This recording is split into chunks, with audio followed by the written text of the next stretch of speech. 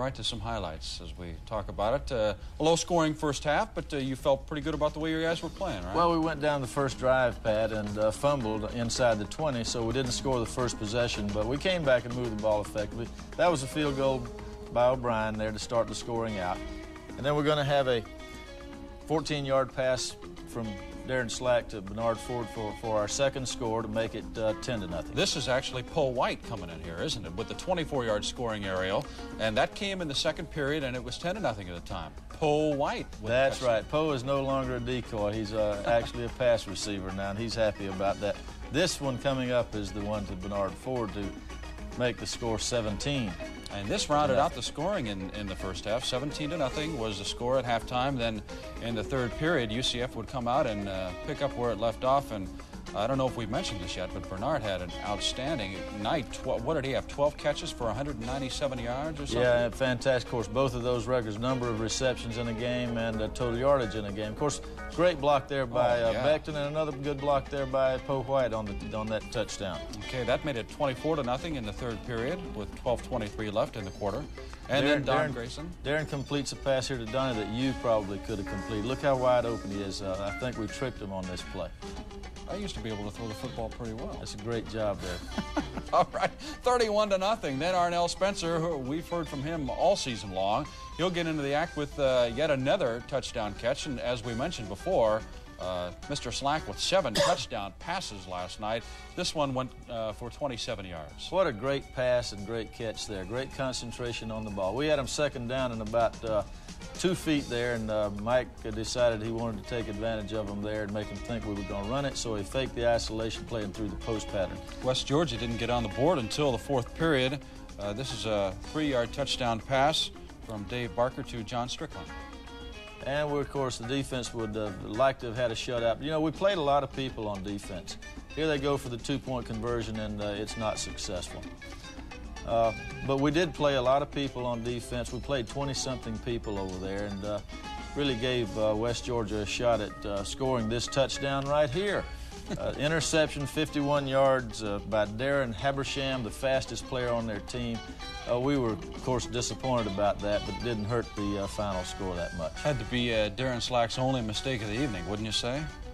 Well, it was certainly one of his few. You know, he had 32 for 44 completions, which is a great night. 70-some-odd% completions is great.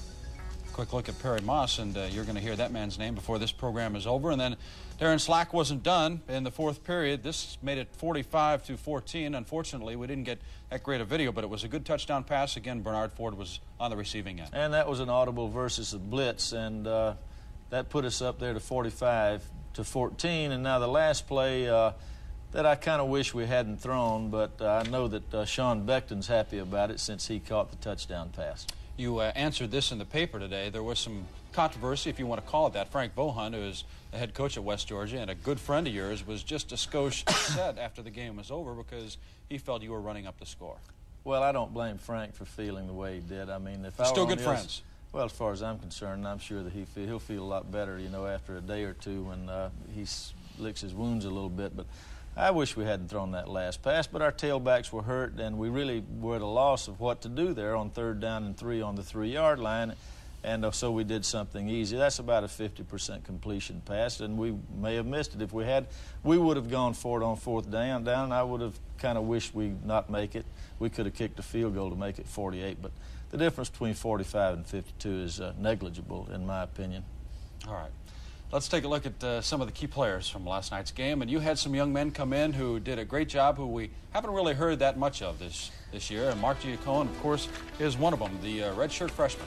Well, Mark Giacone is a great youngster. He's from Westfield, New Jersey. One of the few players on our roster from out of state. He had 177 yards. As I mentioned, 114 of those yards came after initial contact. And that's the thing that we've missed. And you can see here that he breaks 3 tackles in the line of scrimmage there and gets off about a 30-yard run here. You mentioned he has great speed. Well, he runs 4.5 on the 40. As you can tell looking at him how he's built. He's built like a fire plug. He's around 205 pounds.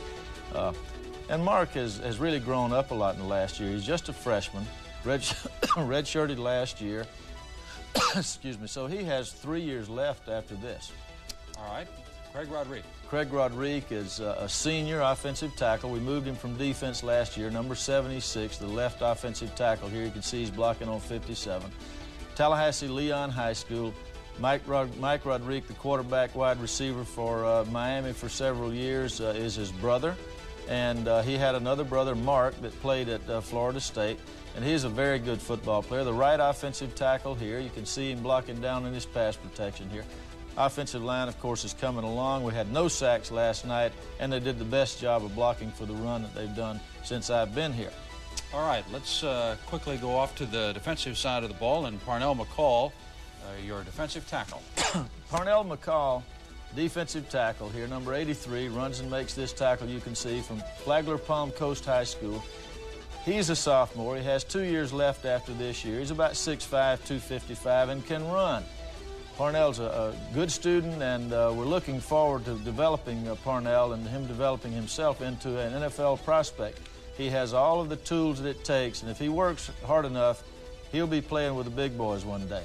We'll spend a lot of time talking about the defense in our next segment on this particular program, but you have to be proud of the way your fellas play. Now, Jimmy Roberts is the last fellow we're going to key on here, and the first play here probably isn't indicative of the way he did play last night. Well, Jimmy replaced Reggie Edwards, who was out of the game with a knee injury, and certainly when you play people that haven't had enough playing time to be real sharp, they're going to have some plays on that you'd rather not see them have.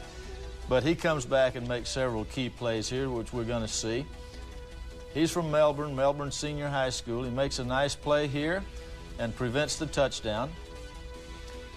And as you know, we like to recruit locally, and we've got a lot of youngsters on the team from the 50 to 75-mile range around Orlando, and I think that helps us a lot because they want to play. He nearly had a 90-yard touchdown interception right there. The ball just deflected off his hands.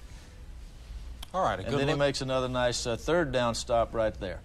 Jimmy Roberts, all sportsman. I think he played baseball over